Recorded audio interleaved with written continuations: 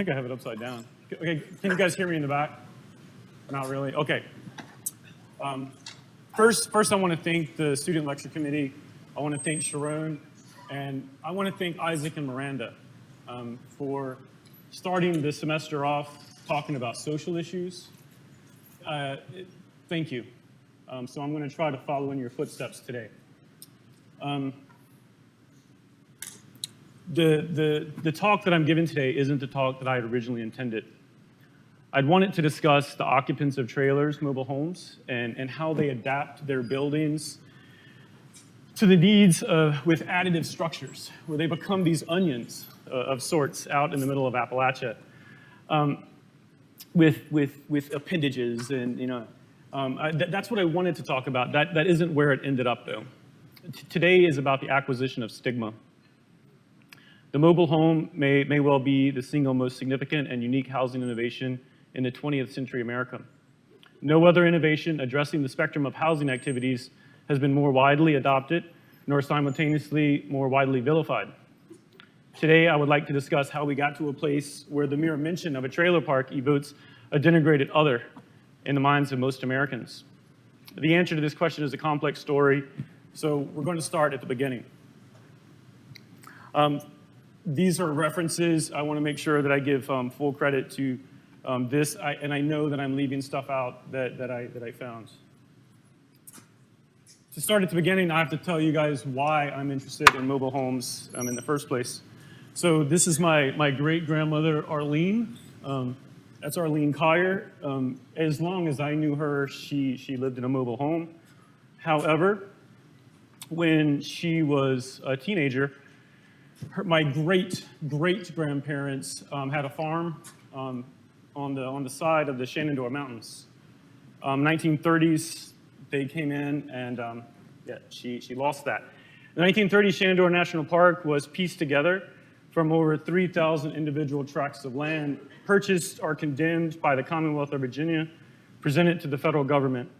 In this process, at least 500 families, described as almost completely cut off from the current of American life, were displaced in what was considered by some to be a humanitarian act. Now, it very well may have been a humanitarian act. I'm not going to deny that. But starting over when you're a family and you've got a teenager isn't easy. My great-great-grandmother gave birth to my grandmother. My grandfather died early, so now my grandmother is once again a single mother raising two children. This is the mobile home that she purchased in 1972. That's me. There's my sister. There's my grandmother. So this is my grandmother, Barbara. She's still living today, still lives in a mobile home. Up right north of Charlottesville, and there's me in her arms. This is the when she first bought it. Something that I want you guys to see is the interest rate, 10.97% interest rate. You can see that the trailer in 1972 cost her $4,170 at 11% interest. The average mortgage rate at the time was 7%. So when you purchase a mobile home, you don't get a mortgage rate for a house, you get a mortgage rate for a vehicle. And so already we're starting to see people that can't afford something are being taxed even further. Here's her payments. She stressed to me that she paid this off as fast as possible. Somehow it still ended up costing her $400 more than what originally was stated. More pictures of me and my little sister. Little, and she's taller than me. There's me. This is my grandmother, Barbara. And here's my mom. So now my mom, my father, I hope he doesn't watch YouTube if this ends up on YouTube. My father was able to get my mother pregnant and immediately leave her. So now she is younger than you guys. She's 17 years old, she's pregnant, and now she's living in a mobile home. So this is a story of poverty and the difficulties of escaping it, and the story of strong women.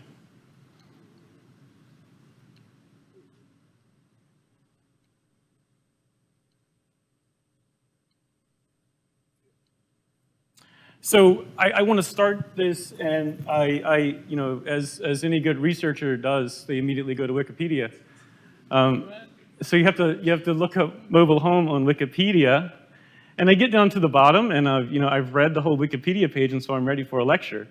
And then I notice it says, "See also trailer trash." What the hell? This bothered me. I actually took it upon myself to look up as many other building typologies to see if they would send me to a discriminatory word on a class of people, and I could not find any. And then I tried really hard. However, I could not find any. So this is where this talk came from. It was Wikipedia. So now I want to get into the history of the actual of mobile homes. In order to understand the mobile home and its current status in society, we must look at the history. So we're going to go all the way back. I'm giving the title of the first mobile home in America to the Conestoga wagon. They had wheels, they had a camper chassis, and they were crucial to American development, just like our modern-day mobile and manufactured homes. Since 1777, they provided humans safety and shelter and helped families carry goods across the Appalachian Mountains and westwards. Roads at the time were non-existent, and it took days to travel a mile. So these wagons would become their homes. If we fast forward a couple of years, 100 years, there's this guy, Glenn Curtis. Now, there's numerous individuals involved in the first production of travel trailers. I'm really only going to discuss two today. Glenn Curtis is the first. Glenn Curtis is an American aviation and motorcycle pioneer. He was a founder of the U.S. aircraft industry. He began his career as a bicycle racer and builder before moving on to motorcycles. One of Curtis's first retirement projects was the building of a camping trailer for his periodic hunting and fishing trips in the New York State's Adirondack, Berkshire, and Catskill Mountains. Articles in the February 7th, 1920 issue of Scientific America and in the April 1920 issue of Popular Mechanics reveal Curtis' compact hotel on wheels, and it was towed behind the automobile and offered significantly more comfort than a tent. The lightweight 20-foot trailer was constructed using aircraft materials, his history, and its beak-like prow attached to the tow vehicle using a fifth-wheel hitch, enabling it to be safely towed at speeds of 60 miles per hour. This is 1920. The interior of the rigid roof trailer included a folding table, storage compartment, had a toilet, and held hunting and fishing gear. The trailer could sleep 6. Curtis enjoyed his trailer so much he established a small trailer manufacturing outfit to manufacture them and installed his half-brother, Carl Adams, as his business partner. This was an ad from their business. And there's Curtis on the cover of Time magazine. A complete line of trailers was advertised, 5 camping, 10 commercial, all of which were built using standard rectilinear single axle bed and integral triangular prow whose single spike dropped into the receiver located at the rear of the tow vehicle.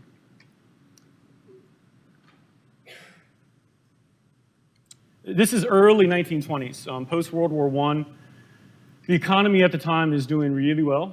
By 1922, there are 7.5 million automobiles in the country with a population of 110 million. The introduction of the automobile led to not only a change in social patterns, but also an introduction of new business types, such as the motel, roadside diners, drive-ins, and an increase in consumer credit. People are buying vehicles, you need more consumer credit. This also led to recreational camping. For the most part, these things were enjoyed by the more well-to-do members of society. So the introduction of trailers, it starts off on a very, very high note.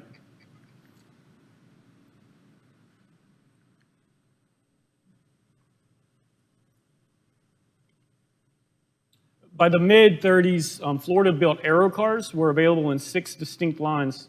The first 3 were passenger transporters, offering 17 to 22 passengers. The remaining or the standard budget series, the deluxe series, and the super deluxe model, for which all intents and purposes were a permanent mobile home with 2 bedrooms, a kitchen, hot water shower, and flushing toilet-equipped bathroom.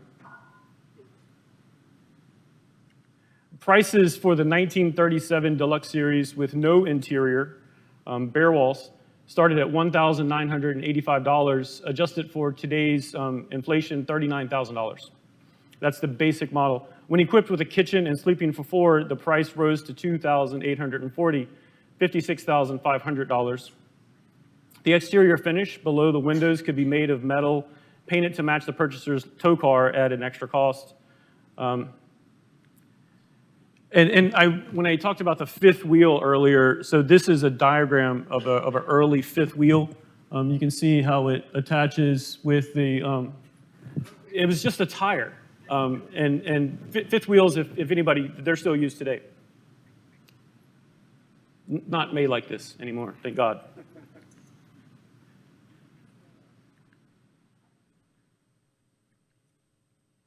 So according to Auto Body Magazine, one 1937 model 161 BPC equipped with observation deck and pleasant air conditioning cost the owner a whopping $8,500, roughly $169,000 in today's money.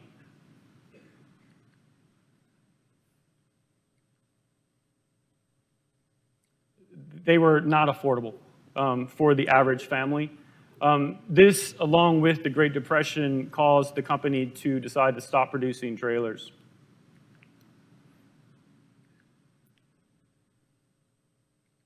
This photo is from a few years earlier, 1932. This was an aero car outfitted with General Electric's new line of home appliances. And I liked the caption that was under it. It says, "One of a fleet of GE electric kitchens used in demonstrating to housewives the advantages of the modern, completely electrified kitchen developed by the General Electric Company." The trailers ended up becoming less successful with the Depression, and the company eventually went under. However, it did lead the way for traveling trailers, campers, and RVs that we know today. And one that was much more successful was the Covered Wagon Company. This is Arthur Sherman started the Covered Wagon Company. He built the industry's first giant production company, producing 35 to 40 units a day from one plant in 1935. He developed the process of laminating steel to plywood for the trailer exteriors. After a cumbersome camping trip, similar to Curtis Sherman, he's a bacteriologist and president of a pharmaceutical line, decided to start a solid body camper company. In 1929, he invested $10,000 and rented a garage to begin building trailers under the name the Covered Wagon. 1931, the Covered Wagon Company sold 117 campers, and by 1936, he was selling more than 10,000 campers and grossed over $3 million in sales. Detroit was the automobile capital of the world, where he was at. That gave Mr. Sherman the opportunity to study and visit Henry Ford's Ford Motor Company and learn from the production line. It also gave him direct access to all the suppliers and material companies that he needed in order to build these trailers. Sherman's campers eventually evolved into the bread loaf shape. The campers were 6.5 feet wide and had a door in the rear a door in the side instead of the rear. This kept the dirt out while the trailer was in motion and allowed for a much better floor plan. The travel trailer and company industries enjoyed unbelievable growth in the 1930s. Auto camping was somewhat of a national pastime for people. And people would comment how free and unhindered they felt, with having the ability to get in a travel trailer.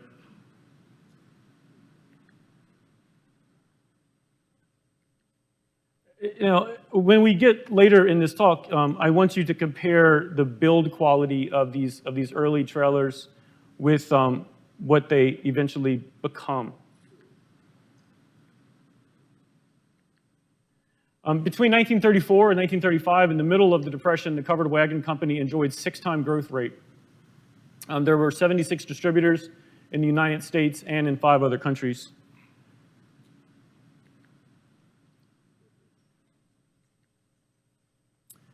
And then World War II. Here's a map showing the popularity of the trailer combined with the Great Depression had trailer camps spawning up all over the country. The liminal periods at the heart of the history of the trailer, the Great Depression and World War II, were sparked by cultural crisis, one economic and one geopolitical. In the midst of these periods, cultural norms and in many cases social hierarchies were suspended until the crisis had passed and the American society was able to move on to a new stage. These two periods were critical in the transition of the trailer from primarily a vacation vehicle to a form of permanent housing, from a plaything of the middle and upper class to a dwelling associated primarily with the working class. They witnessed the transformation from trailer camps to trailer parks to trailer cities. These periods also marked turning points in regards to the position individuals living in trailers occupied in social culture, a testament to the link between housing and the identity of American culture. In the mid-1930s, trailers could be seen along the highways in every state, particularly in the Sun Belt, and in droves at national recreation areas like Yellowstone Park. For the 1939 World's Fair alone, a trailer park with 1,200 spaces was set up at Hunts Point in the Bronx. Contemporary estimate of the extent of use varied widely. Fortune magazine stated that 55,000 trailers were produced in 1936, of which 35,000 were factory made. So 55,000 are produced, 35,000 are factory made. People are building their own trailers. 20,000 being, out of that estimate are being home built. So we're getting close to 50% of the trailers that are on the road or people that are living in are home built. Estimated production in 1937 would reach 100,000. March of 1937 offered the figure of 400,000 trailers and a user population of 1.25 million. An industry survey in 1939 estimated that 10% of new commercially manufactured trailers were being bought for full-time housing. The principal buyers were skilled itinerant workers, most of whom were in the construction industry and retired professionals. These individuals had a higher level of income and education than the general population. The percentage of year-round trailer users might have been as high as 25% of all trailerites. If so, most of the trailers being used for housing were probably inferior to the manufactured trailers, as a large portion of these trailers were, once again, handmade. Communities responded to the trailer threat by enacting restrictive zoning laws, requiring parking permits that limited the duration of stay, and imposing new taxes and fees. Detroit, for example, passed an ordinance limiting trailers to 90-day stay to ensure their transience. Before the ordinance was passed, neither the building department nor the health department could determine who had jurisdiction over trailer housing.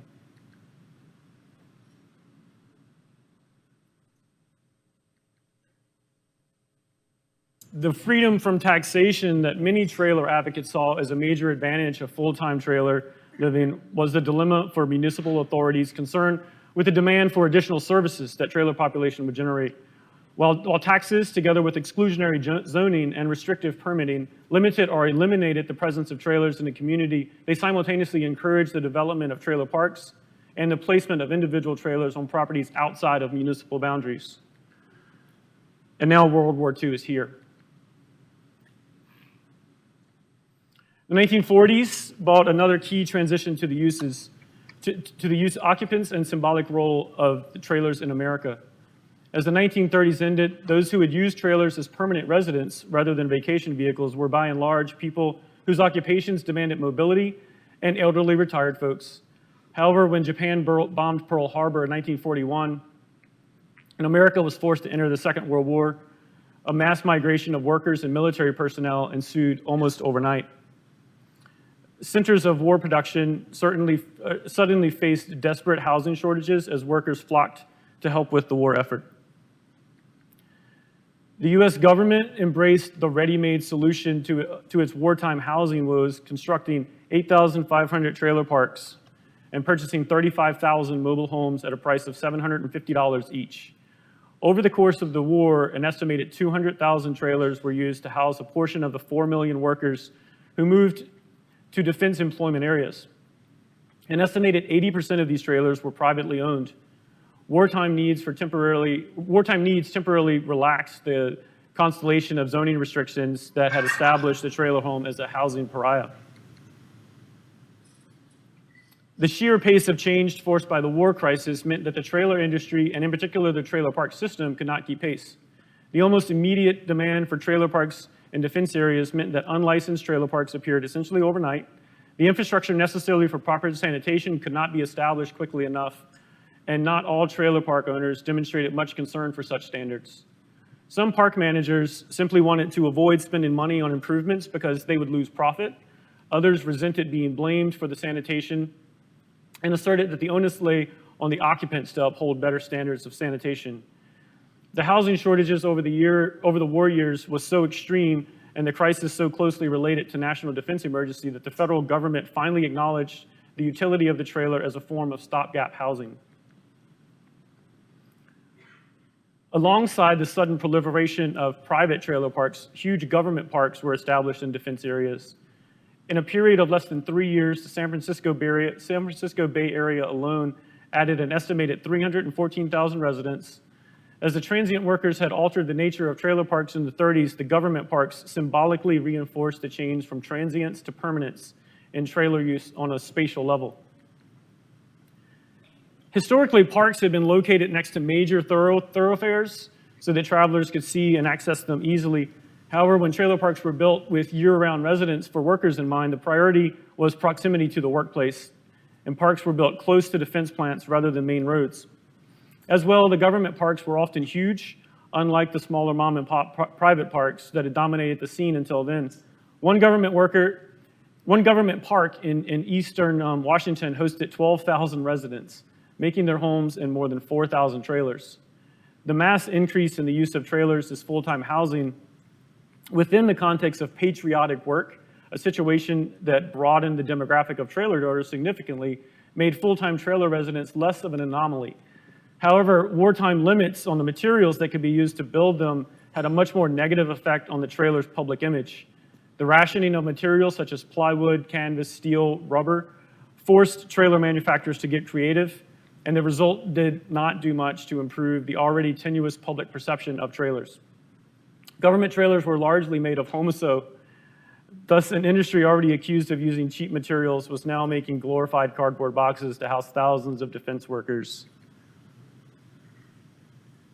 To make matters worse, rubber rations meant that tires would be used to deliver one trailer, then removed and taken back to bring another trailer to the lot. Perched on sawhorses or simple block foundations, these war trailers were not really trailers at all, in a true sense. Stripped of their wheels, they were reduced to mere apartments, and crude ones at that, little better than a shack, and none of the mobility or promise of freedom of a conventional house trailer. Only a relatively small portion of defense workers lived in government trailers, and peacetime brought a return to regular standards of manufacturing, and in many cases, improvements. Nonetheless, the image of these flimsy government trailers never left the minds of many Americans. Nor was the public perception improved by the presence of those massive government parks. Lacking any aesthetic appeal or vegetation, muddy after rain, dusty every other day, offering only shared sanitary facilities, the Federal Public Housing Agency parks didn't do much to convince their temporary residents of the glamour and appeal of trailer life. The trailer industry had been working hard to create an image of trailer parks as well-kept communities, beautiful, full of modern amenities. The barren government parks and haphazard private parks, born out of sudden need, painted exactly the opposite picture. To make matters worse, the defense parks gained a reputation of places to which prostitutes migrated in a scattering of whorehouses on wheels. This undoubtedly contributed to the image of the trailer park as a site of sexual deviance. The war years were marked by suspension of many norms and hierarchies in the government camps as well as the private ones. People who may never have encountered one another and who may very well have avoided one another in peacetime were forced by necessity to live in close proximity, sharing bathrooms and laundry facilities and sometimes ration stamps. Symbolic boundaries between groups such as housing and habit of consumption were temporarily obscured by the crisis of war. As well, the war crisis and subsequent housing shortage temporarily suspended the stigma associated with long-term trailer residents on some level. To many, these new trailerites were not the irresponsible gypsies of the Depression. They're not the working class migrants or tax evaders. They were patriots. living in poor conditions, but they were patriots, enduring the challenges of cramped living for the sake of the war effort. It was an interruption of boundaries, a moment ripe with the possibilities of redefining categories. When World War II ended, thousands of veterans discovered that securing living quarters was virtually impossible when they returned home. Many of those who left for the war were young and single and had been living with their parents before they served.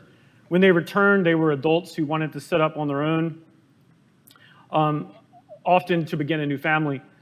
Another factor that contributed to the post-war housing shortage was the migration of workers who came in during the war to work on local defense industries. Very few homes were being built in the United States before the war, and almost none during the war. The post-war housing shortage was critical, an immediate problem throughout the nation. Both temporary and permanent housing units were constructed. There are at least 2 sites in San Francisco Bayview where temporary housing was established. Most of the photos that I'm going to show you are from this development. The Veterans Housing Division elected to invest in trailers and prefabricated homes to address this housing shortage. There was insufficient time to bring water and sewer to sites where trailers would be placed. The trailers were intended to be short-term, temporary solution to a housing crisis. In Milwaukee County, the trailers were placed near community buildings where occupants could use toilets, shower, laundry facilities. So if we go all the way back and we remember the very first travel trailers with the flushing toilets, with the kitchens, and now this is where we're at. Here you see a mobile home park near a university for returning veterans. Blacksburg actually had a very similar situation before the town of Blacksburg pushed these parks and its residents out of town limits. That's another conversation. In its quest for fast, affordable housing, the federal government came up with a novel solution. It would use some of the structures manufactured for the military during the war and convert them to residential housing. The structures they selected were the Quonset hut and the trailer. A tightly knit community developed among the residents of Bayview post-World War II. The resident here on Laundry Day, I want you to remember this image also. This becomes an important image.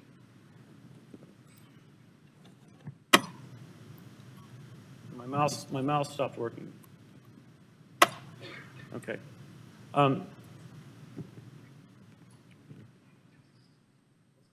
Two residents in the kitchen of their Wingfoot home in 1950. A group of Wingfoot homes, including this home, was located in Milwaukee. The family lived in the Wingfoot home in Cudahy and later a Quonset hut in Bayview.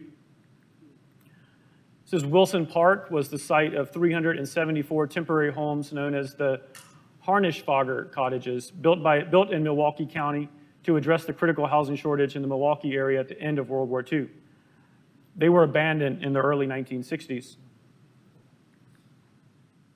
This is a photograph, undated clipping from the Milwaukee Journal, features the Bayview Quonset hut community. You can see the Immaculate Conception steeple in the background. This is mother and child with a wringer washer in the back of their Wingfoot home in Cudahy. This is an important photo, just as the other laundry one. Notice how a thing that is traditionally not public, laundry, has now become public because of the size, convenience, infrastructure, etc. This blending of public and private is viewed in a very negative light by individuals living outside of the community. This is one of the everyday activities that have an impact on how occupants are viewed. Simple things like having your morning coffee while wearing your robe on your porch, wearing a t-shirt in your front yard. It's not acceptable in the 1940s. Doing your laundry in your front yard, not acceptable in the 1940s. It's an area view post-World War II Quonset hut community in the Bayview area. It's a newspaper clipping showing furniture being moved into the Arthur Cole Wingfoot homes in Cudahy, Wisconsin. The Wingfoot was a home by a new manufacturer that jumped on the opportunity for quick sales. In 1946, Milwaukee County ordered 20 Wingfoot homes, and in August 1947, they ordered another 184 Wingfoot homes. The structures were essentially small trailer homes without wheels, originally designed and built by Southwest Cotton, Goodyear, Arizona. They were manufactured in a factory constructed in a naval air facility in 1943. The first units were sold by Goodyear Aircraft Corporation. The name Wingfoot alludes to the Goodyear Wingfoot logo. The big takeaway from the Wingfoot home is the lack of wheels. So this is a moment where the trailer industry really starts to split into two entities, one for recreation, one for permanent living.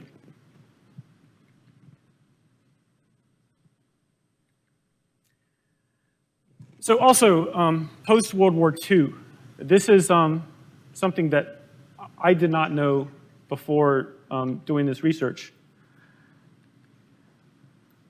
Manzanar is the site of one of 10 American concentration camps where more than 120,000 Japanese Americans were incarcerated during World War II from March 1942 to November 1945. It is located at the foot of the Sierra Nevada mountains in California, Owens Valley, between the towns of Lone Pine to the south and Independence to the north, approximately 230 miles north of Los Angeles.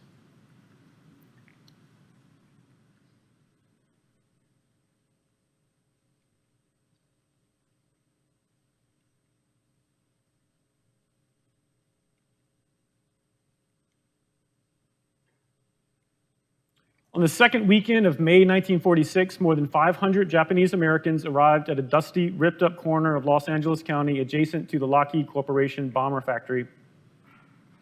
Their bags are unloaded and piled next to bulldozers, still planing the dirt outside their new homes. A cobbled-together assortment of used federal housing trailers in glistening silver and bland shades of green.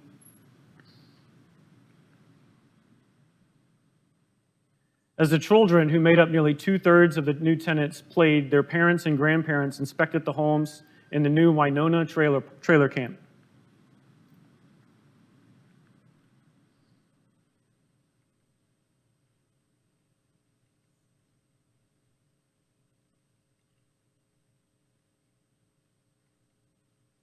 Fewer than a fifth of the trailers had working stoves, and those that did were in such disrepair that 4 fires ignited in one day.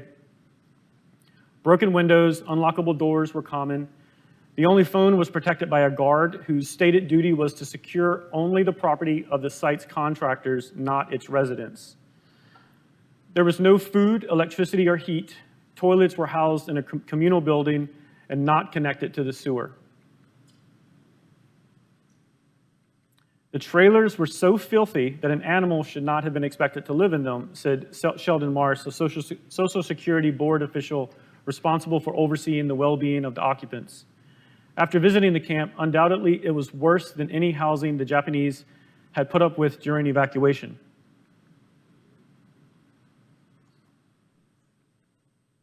A year earlier, those same people had set in an internment camp across the American West. As they searched for their bags in the trailer camp a year later, county officials scrambled around them to arrange meals from a nearby tuberculosis sanitarium. Similar situations played out up and down the West Coast as tens of thousands of Japanese Americans returned after more than 3 years of incarceration.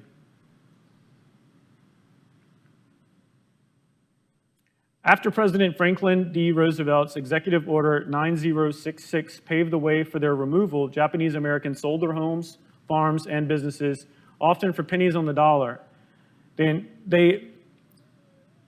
Where they worked menial jobs for $12 or $16 or $19 a month, hardly enough to survive on, let alone save for a new beginning. Unable to return to their farms, restrictive covenants and alien land laws often barred Japanese Americans and the Japanese parents, many of whom worked or owned strawberry or lettuce fields before the war, to move back to Los Angeles and become gardeners, trying to settle into urban life for the first time in their lives.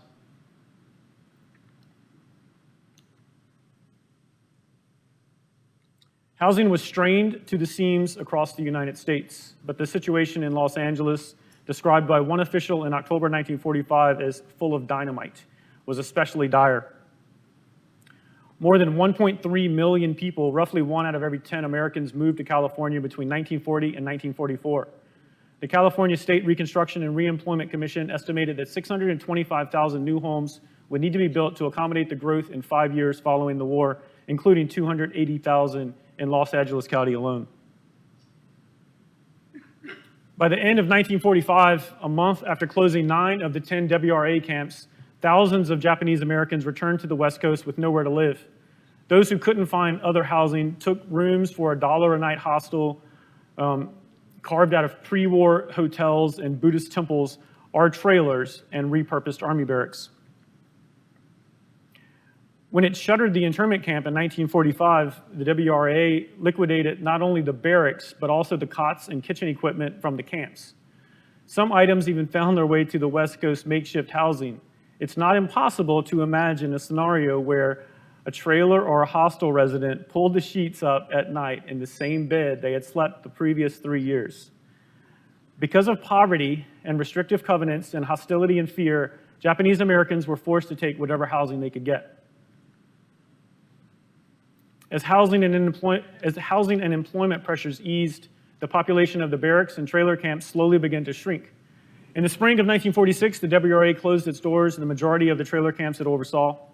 At the Lomita Flight Airstrip camp, the agency cut the water lines as 160 residents were scrambling for new housing. Many of them moved to private trailers operated by plant nurseries and seafood companies, their lodging provided in exchange for the labor. Most were dumped here at the Winona trailer camp. Windows were fixed, gas and sewer and power lines connected. The 337 school-age children eventually found classrooms to accommodate them. Families, close to 200 in total, filled the trailers, planting petunias and small patches of grass. The men took advantage of the proximity to Hollywood and its demanding lawns requiring dedicated gardeners. Eventually, families trickled out, skirting Los Angeles County's restrictive covenants by moving to black communities like Watts and Crenshaw. This individual here, he lived with his family and more than 100 other Japanese Americans in Los Cerritos, a trailer camp in Long Beach, where the trailers were barely fit for human habitation. In the fall of 1947, the last families of Winona were evicted once again. The Federal Public Housing Authority made a deal. We'll sell your trailers if you leave. After paying a discount at $75 to $100 for the trailers, about 100 families took the offer and moved 2 miles up the road. The process of rebuilding began again. This all becomes part of this image of the mobile home. The mobile home is a background for all of these awful things that are happening. Post-World War II, I also need to talk about Levittown. Levitt's simple and affordable homes actually shared many characteristics of the mobile homes being shipped around the country for permanent placement on private land or in a park. They were just as cookie cutter in style, with only minor variations between models. They were assembled in process in which teams trained to do specific tasks moved from home to home, performing a single part of the building process. Trailers, of course, were similarly made step by repeated step in a factory setting. Both structures were made to be small, simple, and affordable, but the similarities did not outweigh the differences in American housing ideals. Levitt's homes set on foundations, concrete pads that were declared a citizen was here to stay. Trailers set on wheels, or chassis if the wheels had been removed, with a towing hitch sticking out to remind passerbys this was as much a vehicle as a house. Levittown homes included lawns, an important marker of the middle-class status, while trailer parks offered tiny lots with just a patch of grass or small garden plot, if there was any vegetation at all. Suburban homes had room for all the latest gadgets in a time where consumption was king. Trailers simply couldn't store much more than the basics. Most importantly, Levittowners owned the land, while trailer park residents, save for a small portion who owned both home and land, remained at the mercy of any park manager who wished to tell them to get off his land. Pride of ownership loses a great deal of strength when shrouded in precarity. Beyond the idea of what counts as a house, trailers conflicted with beliefs about an even more sacred concept, home. In addition to its role as an enduring artifact in the landscape of material culture, the house as home has long been linked with the identity of its inhabitants. But the dwelling is more than the materials from which it is made, the labor that has gone into its construction, or the time and money that may have been expended on it. The dwelling is a theater of our lives, where the major dramas of birth and death and procreation and recreation, of labor, of being in labor, are played out, in which A succession of scenes of daily lives are perpetually enacted, yet the metaphor is inadequate. Dwellings are more than that. The relationship of a man to his home is intimate and essential. The home and its contents indicate what a person does there, how rich they may be in resources, and by association, what sort of person they are. So this is 1950s, the current day. I get to about 1975, and I've got to skip a couple of decades for time. This is Elmer Frey. Elmer Frey coined the term the mobile home. Frey also helped lobby the government to allow 10-foot wide homes on roads. Before this, the max width was 8 foot, with a small step from 8 foot. Those extra 2 feet were critical development. They allowed for hallways and thus private rooms. Taking right from a factory to a building site, these dwellings were more permanent. They were not made to travel. They were made to travel to a plot of land, not to cruise the highway. By 1960, most mobile homes being sold were 10-foot wide and 12-foot wide, even started to appear. The one I showed you in the beginning was 1972. That was a 12-foot wide. We were living like, high on the hog. Notice the standard 8-foot wide and how the room arrangements offer little privacy. And then you get a 10-foot wide. The hallway starts to offer you the ability to have rooms. In July of 1966, the Milwaukee Sentinel proudly reported that Wisconsin's, this is still Elmer Frey, the Wisconsin's largest city would become the first metropolis to have high-rise apartments for mobile homes. The piece was referring to Skyrise Terrace, a pair of drive-in skyscrapers for portable dwellings envisioned by the mobile home entrepreneur Elmer Frey.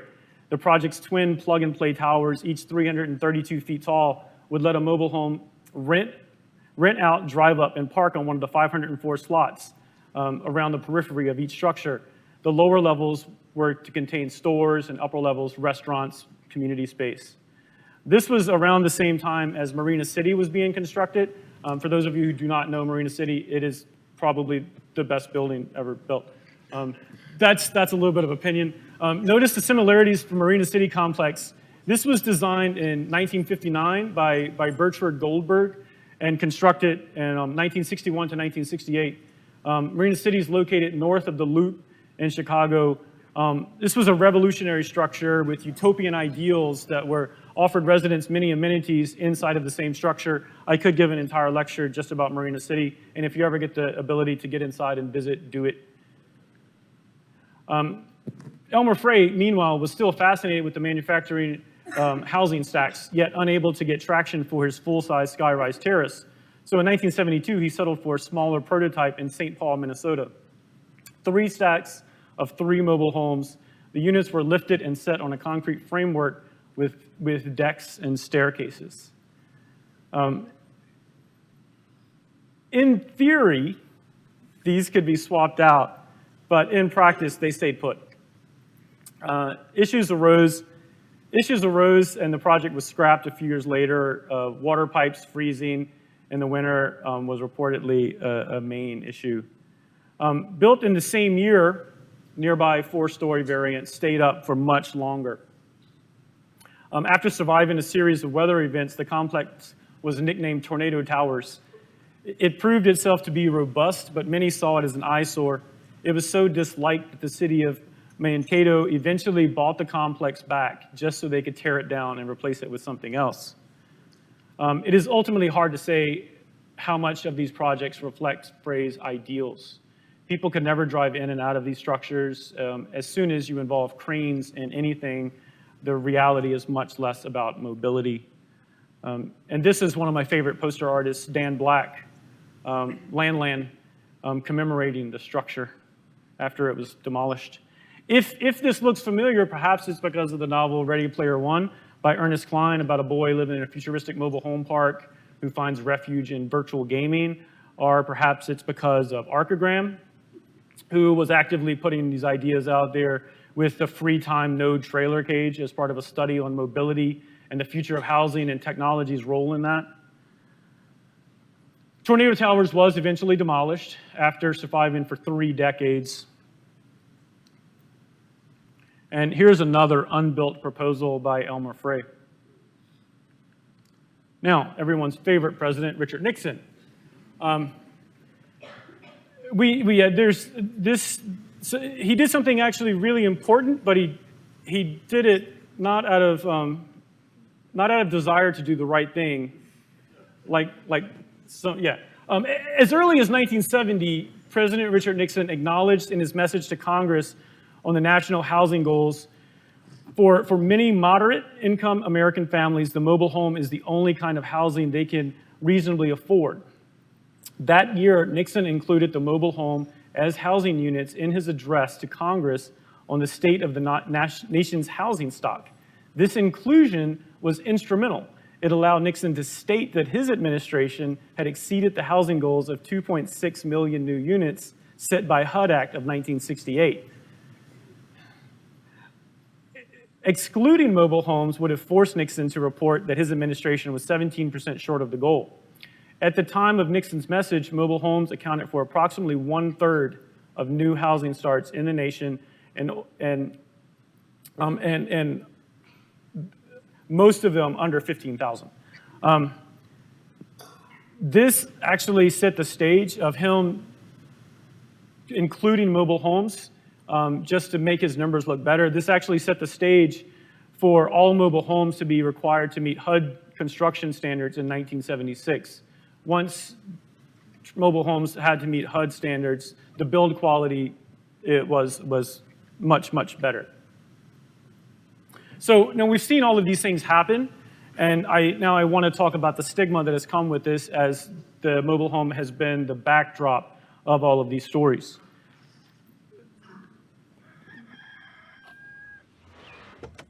Oh, Homer.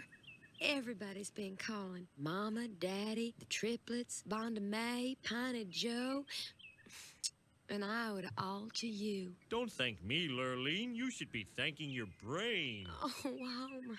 No man has ever been this nice to me without, wanting something in return. Well, I was going to ask you for a glass of water, but now I feel kind of guilty about it. Homer, you're just a big sack of sugar. Thanks. You did say sugar, right? Uh-huh. The stigma that ultimately resulted from the trailer's violations is complex. It is woven into everything from laws and building codes to cookbooks and country songs. It even shows up in The Simpsons, where the trailer park resident is depicted as an immoral homewrecker. Recall the label as the trailer park being a place of sexual deviance and prostitution. When the mobile home burst onto the scene, sociologists, psychologists, and various community leaders expressed concern about what increased movement might mean for American social structure and norms. A 1925 sociology study noted that the automobile appeared to some as an enemy of the home and society, keeping people away from church on Sunday mornings and at times usurping such things as bathtub among families' preferred expenditures. In particular, sociologists in the late 19th and 20th century viewed residential mobility as inherently pathological. The concerns only intensified with the advent of the trailer, and all the more as people began to use them for permanent and even semi-permanent residences. Suddenly, a whole portion of the population wasn't necessarily from anywhere in particular. John Steinbeck, whose Grapes of Wrath had provided a glimpse of trailer camps during the Great Depression, encountered a much updated version of trailer living when he traveled the country in a small camper in 1960. This is Steinbeck. Following dinner with one mobile home family, he addressed the question of stability head on, rather than a reassurance that mobile home families were as stable as any American. He was met with an argument that the notion of rootedness in itself is a liability, if not a delusion. Sipping a highball after dinner, hearing the rushing of water in the electric dishwasher in the kitchen, I brought up a question that had puzzled me. These were good, thoughtful, intelligent people, I said. One of the most treasured feeling concerns roots. Growing up rooted in some soil or some community. How did they feel about raising their children without roots? Was it good or bad? Would they miss it or not? The father, a good-looking, fair-skinned man with dark eyes, answered me. How many people today have what you are talking about? What roots are there in an apartment 12 stories up? What roots are in a housing development of hundreds and thousands of small dwellings, almost exactly alike? My father came from Italy, he said. He grew up in Tuscany in a house where his family had lived maybe 1,000 years. That's roots. Don't you miss some kind of permanence? Here, the prose itself speaks to an imagined link between permanence and morality. To set up the conversation, Steinbeck is careful to first note that these mobile home dwellers are good, thoughtful, intelligent people. The implication is that their lack of stability would immediately call such characteristics into question for his readers. The day after the dinner conversation, he ponders this issue out loud with his travel companion, a poodle. Could it be that Americans are a restless people, a mobile people, never satisfied with where they are as a matter of selection? Steinbeck wonders. Perhaps we have overrated roots as a psychic need. It is, again, a battle for meaning. In the end, who is the true American, the rooted man or the one who embraces mobility? Yet, it is acceptable to make jokes about individuals living in mobile homes. This was recently posted on the Virginia Tech subreddit by a Virginia Tech student before the West Virginia game.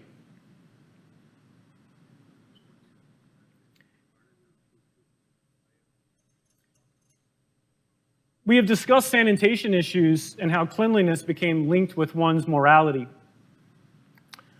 Throughout the early decades of the 20th century, advertisements and public campaigns encouraged women in particular to chase dirt from their homes, and schools taught children the skills of hand washing and toothbrushing. The association between personal, bathroom, and morality had huge symbolic implications for Trailerites in the years of their house trailer, as it was not until the post-war years that the modern bathrooms became a standard fixture in trailer and mobile homes. While trailers were often cleaned on the inside, they lacked the important symbols of cleanliness. The trailer industry's attempts to remedy the image problem caused by the lack of gleaming bathrooms was overt and at times laughable. One effort to prove that toilets could indeed belong in a trailer featured a foldable commode that was compact enough to fit in a briefcase, as if the idea of a toilet in one's briefcase would in any way live up to the ideals of respectability and hygiene. Another ad touted the trailer pulverator, a combination toilet and garbage disposal. Cleanliness was particularly an issue among the tenements and the immigrant housing in cities like Chicago and New York, a fact that contributed additional symbolic meaning to sanitation and hygiene in the minds of Americans. Throughout the 19th, I'm running out of time, I'm sorry. Throughout the 19th century, basic facilities were shared by numerous families and private bathrooms for apartments. Thus, being clean was not only a matter of morality and civility, but a lack of citizenship and national belonging.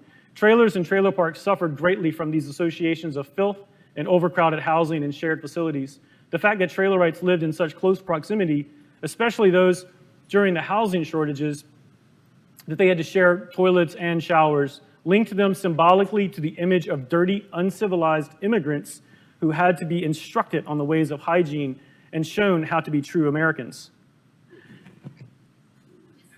This is an image taken at the Edge at the start of this semester. Because we have infrastructure to deal with filth and littering in the neighborhoods where we live, we do not accumulate this stigma. The parks where trailers sit have generally been zoned on the margins of cities into a kind of no man's land between urban and rural living. When home and neighborhood are stigmatized spaces, environments that have been declared undesirable, the effect on residents can be profound. This is a point of convergence in the embodied aspects of stigma, as residents internalize their association with marginalized spaces. Yet, it is acceptable for Taylor Swift to depict trailer parks as places of ignorance, homophobia, and racism. These are images from her video, You Need to Calm Down. I assume she and her clan have taken over the trailer park and are attempting to show people how they should be living. The previous residents, or perhaps neighboring residents, are depicted as filthy homophobes. But in reality, who is perpetuating these daily hate crimes, and who is standing in the way of progress? In the video's Paisley-friendly paradise, homophobia is embodied by a caricature of the rural American working class. The protesters are depicted as unkept, unshowered, and uneducated with tattered clothing, stringy hair, and misspelled signs. It's a visual riff on the common refrain, one that cites the American South as the source of the country's homophobia and that working class communities are to blame. It's not a fair fight, though. Homophobia exists at all levels of the class system, and to pretend that the enemy is in double denim with American flag on the t-shirt does a disservice to the queer community. By the way, Taylor Swift was raised the daughter of a stockbroker from Merrill Lynch and former mutual fund manager executive. Let's make things worse. Shall we? In the past decade, as income inequality has risen, sophisticated investors have turned to mobile home parks as a growing market. They see these parks as reliable sources of passive income, assets that generate steady returns and require little effort to maintain. Several of the world's largest investment services, such as Blackstone Gap, Apollo, Global Management, funds, they all have funds that have spent billions of dollars to buy mobile home communities from independent owners. This is Sam Zell. Sam is owner of Equity Lifestyle Properties, is one of the biggest owners of real estate in the world. In the late 1990s, he began buying mobile home parks. In the third quarter of 2022, investment volumes of mobile home communities reached an all-time high of $4.5 billion. Sam owns or has controlling interest in more than 440 communities and resorts in 33 states and in British Columbia with 165,000 sites, according to his website. All of us in this room who have retirement fund of any sort are most likely benefiting off of impoverished individuals because they have no other options. As you can see, he is one of the largest owner of mobile home parks in the United States with over 140,000 units owned. If we estimate that a mobile home houses 2.2 persons, the average family size in the United States is 3.13 persons, then we can say that Sam Zell owns the housing for the entire population of Cincinnati. And then there's Frank Roth. I'm going to skip this video because of time. We do not have time to watch this video. Frank, do you guys want to watch this video? Yes. Okay. Yeah. Hey, Chris, my class doesn't start for a half an hour. You have half an hour. Frank Roth? Yes. Billy Mitz. Hi, Billy. How are you? Frank Roth's company is the 5th largest owner of mobile home parks in the United States. Beautiful place. Thank you very much. Wow. Show you in here. Our motto is kind of we provide a clean, safe, affordable place to live, just like it is here. Micro housing is hot. You just have a whole lot of people who just can't afford. I mean, to buy a house today, it's almost impossible for people. So we're like by far the least expensive form of detached dwelling there is. I mean, some homes you'll see are like $2,000 for entire home. Here's how Frank's business works. He buys old mobile home parks, makes basic repairs, gives them a fresh coat of paint, and then puts homes on the market. Basically, you're repositioning properties, bringing them back to life, and everybody's happy. He owns the land, so whether he rents out the homes or sells them, residents pay a lot fee of around $250 to $375 per month, providing Frank with a steady stream of revenue. So this is a unit for sale? It's for sale or rent.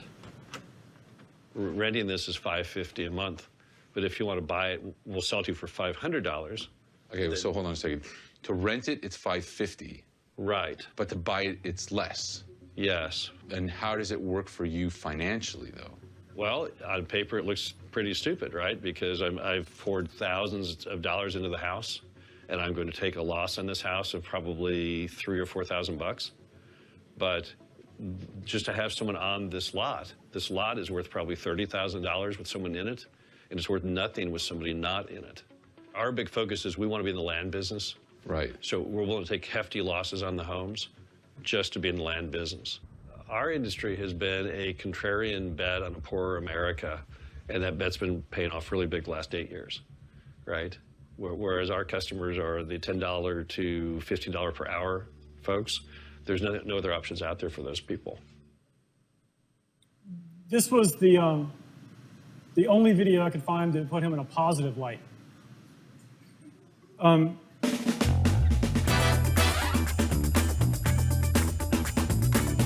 And I could go into more detail about this. And I did not add a slide. The mobile home park that I live directly beside now, it's approximately a quarter mile from my house. Just got sold to a New York investment firm. What they do is they buy this mobile home park, they immediately raise the rent. They do nothing to maintain the park. There's 160 mobile homes right up the road from me currently. 25% of them are going to be homeless in a year. They've already jacked the prices up. Yeah, that's going to happen. That's going to happen. It is not my goal to have everybody leave feeling cynical today. I would like to end on a positive note. ROC, Resident-Owned Communities. It's an organization helping residents of trailer parks take and maintain ownership of their park. They set the rules, they maintain the property, they own it. I do realize a lot of what I've been discussing today is beyond the scope of what designers can tackle. But besides, I went the wrong way. Besides just being a decent person, like what can we do as citizens? We can donate to resident-owned communities and help people take ownership of their spaces. As designers, there's also things that we need to keep in mind. When we're given the opportunity to design for any marginalized group of people, remember that issues are exacerbated when money is not available. Reference the work of Lori Baker and Alejandro Aravina just as a place to start. That is my time for the day. I'm happy to take comments, questions, or take any part of any sort of conversation you guys want to have. Thank you.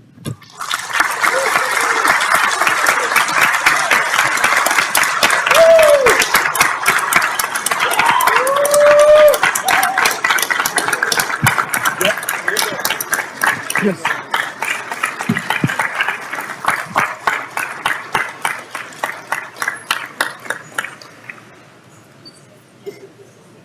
Did you turn it on? Yeah. You want to? Oh, there you go. Okay. If anyone has any questions, I'm gonna go around and have you guys can have the mic.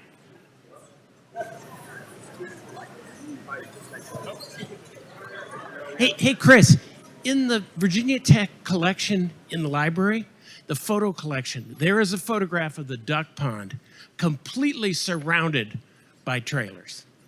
Yeah. So, and I know up on Clay, is it Clay Street? The concrete pads are still there. Yeah. The whole area of the duck pond, like where Solitude House is, was completely covered with trailers. They were married student housing during the war. Wow. Yeah.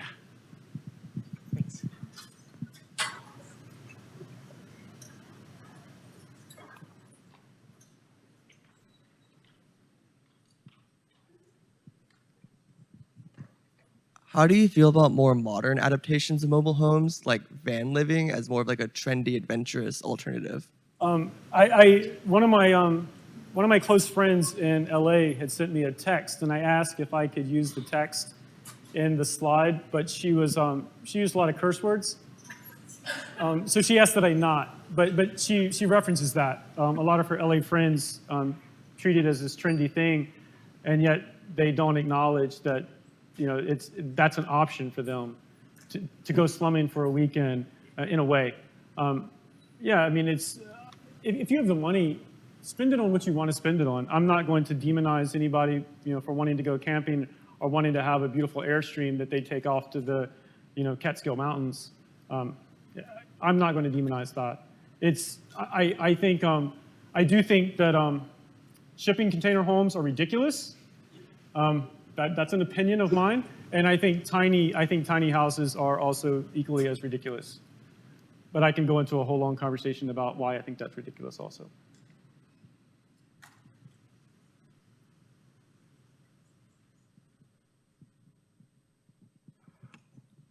So I've really gotten into van life, watching those the YouTube videos on van life over the past couple of years. So what is your opinion on that? Because I feel like it's the intersection of the automobile, but it's like a home at the same time, but it's like a luxury thing, But it doesn't always have to be a luxury thing, though. I have a wonderful friend who lived in a little horse trailer for a semester at one point, and she kept this amazing blog. So I don't think it has to be a luxury thing. I think it can be minimal living. I think it can be, things out of necessity. But as long as it doesn't, if you have your human needs. But once again, like, I'm not going to demonize somebody if they want to go and do this. More power to them. It could be an amazing adventure to live in a van for a year. If I weren't married and had a bunch of sheep, why not?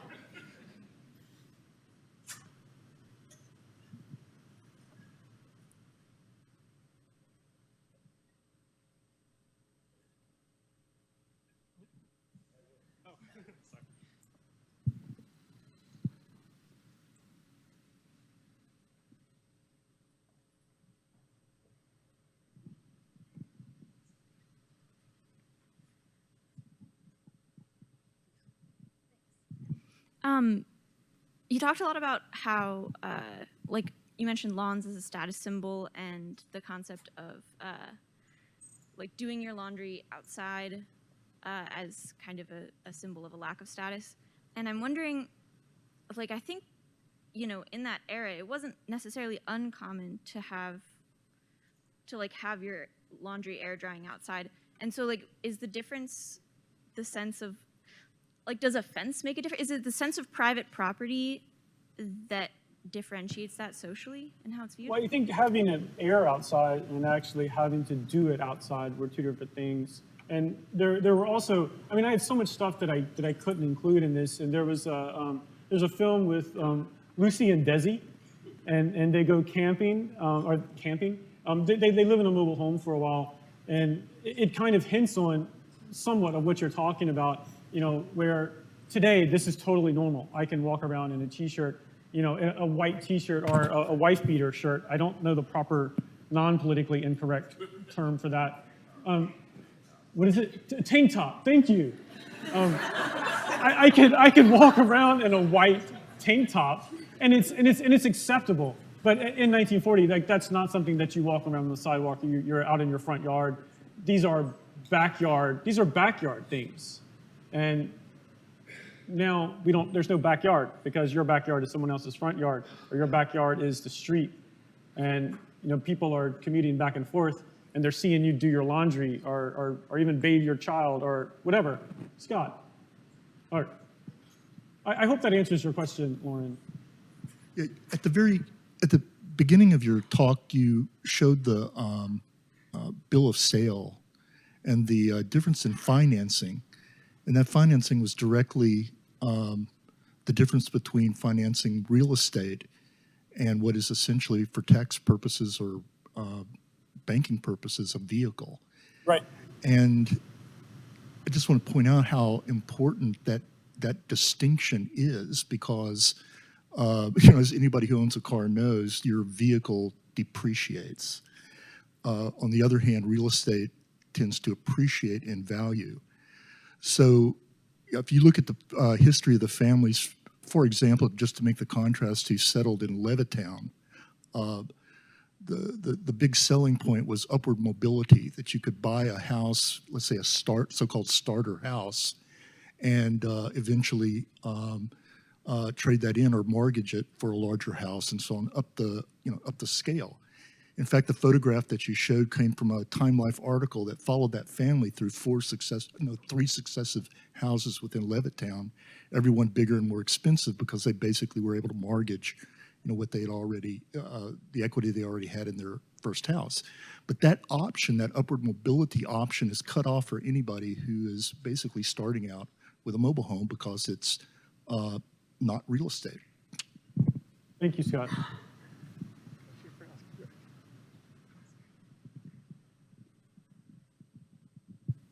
So clearly you've identified this issue and have issues with it. So what do you foresee as possible solutions or possible steps forward that can be taken? I was hoping no one would ask me that question. Do I think that, we're going to overcome the stigma? I'm not optimistic for that. I'm not optimistic for that right now. I do think resident-owned communities are a huge step in the right direction. Once you own something, you maintain that thing.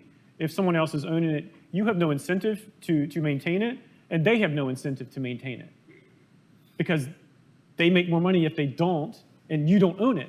So I do think resident-owned communities are a huge step forward. That's not something that you and I, other than donate money, that's not something that you and I can do. But I think the big thing for us to realize is, I've sit on a lot of critiques with you guys over the years. And there was one a couple of years ago that sticks out to me. It's like so vivid, it's burned into my head. It was for lower income housing. And they're putting up like marble countertops. And I'm like, people can't afford this. Like every time you add this thing on, this is $2,000 more that it's going to cost, and so like you are raising, who can live there. You can have well-made, well-designed, well-constructed things with not homoso. So I would say pay attention to that, pay attention to budget, and pay attention to how people can maintain their own spaces. If you cannot maintain your own spaces and you have to hire somebody, hiring a handyman right now is probably going to run you $100 an hour. People can't do that. So once a leak develops, you let it leak. So now it is your responsibility to make well-made houses that are affordable, well-made housing that is affordable, whether that's in the form of housing units, individual housing, apartments, like whatever it may be. That's the only solution that I can help you with. I don't know if we can overcome a stigma, not immediately. And so do you see this more as a cultural issue or a policy issue, or is it a little bit of both? I think it's a little bit of both. Yeah, I think it's a little bit of both. Hey, Chris. Hey, Jacob. So this is more of like a weird sort of just observation I had while you were speaking. So you were talking about rootlessness and how people in mobile homes seem to have a lack of like a defined, I'm going to call it a place of origin rather than like a root instead of just saying root all the time. And so I'm a military child. You probably know that. Parents are both Army. Dad did 3 tours. And I've moved about 10 times in my life. And I'm just thinking about like, they're called mobile homes, but they don't move. And the people in them, they don't move at all, even though they're called mobile homes. And with me, I mean, all the homes I've lived in, I wouldn't exactly call them a home or like a mobile home. They're actually just, they're permanent, regular homes. And I move, the people move. And I know it's just... So I hate to interrupt you. You're bringing up something really important, and I wanted to put that statistic in there also, but I had to delete lots of stuff. Residents of mobile homes actually stay in their homes longer than residents of definitely apartments. I mean, you guys are there 3-4 years and you're gone. Residents of mobile homes in Blacksburg, in Montgomery County, is typically 10 years. And residents and homes flip faster than that. People don't stay in houses, concrete foundation houses. The mobile homes residents are longer term, but the image is still there. Yeah, and that makes sense, right? They can't afford to like pack up and leave because what else are they gonna afford? They can't afford anything else. But I don't know. That's all I really wanted to say. It's just weird, they call them mobile homes and yet the people don't move. And yet in my case, I move and my home isn't mobile at all. So, yeah. I want to hear from Leah. I'm sorry, Lauren. Okay. Hey, Chris.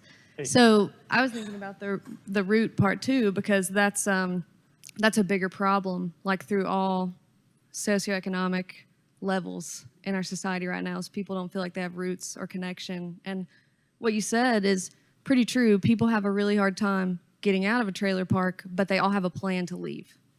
I go and talk to my neighbors and they say, 2 years, I'm out of here. So they have this idea that this isn't their community. They don't even see it as permanent. And they don't trust each other and they don't know each other. So what can we do? This is too big of a question. As people or designers to change that? Next semester, I'll have to give another lecture. I'm sorry, Leah. I can't. I don't know.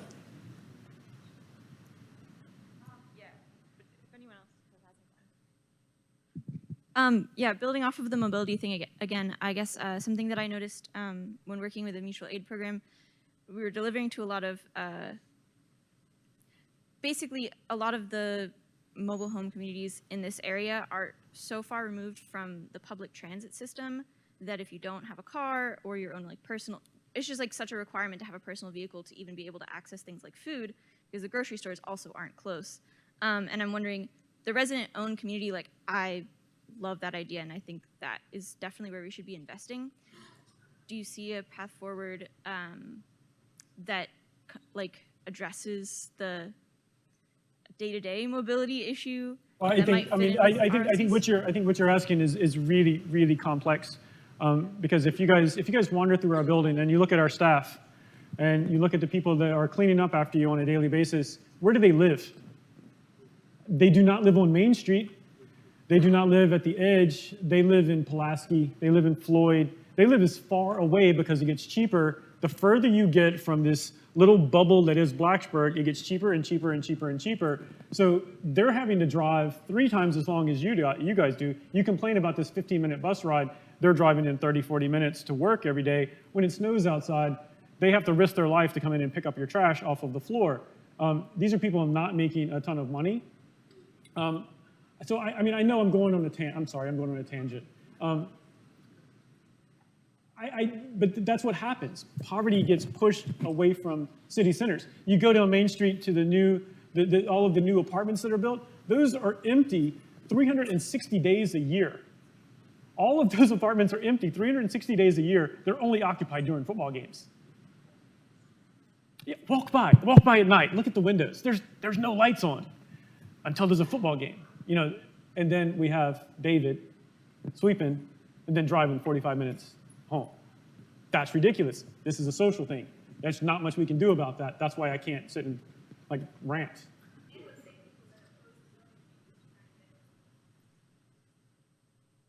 Chris, today you brought your family here to us and your past and this kind of incredible condition. No? So I think, first of all, thank you. And I did ask my mother if I could use that photo. Okay.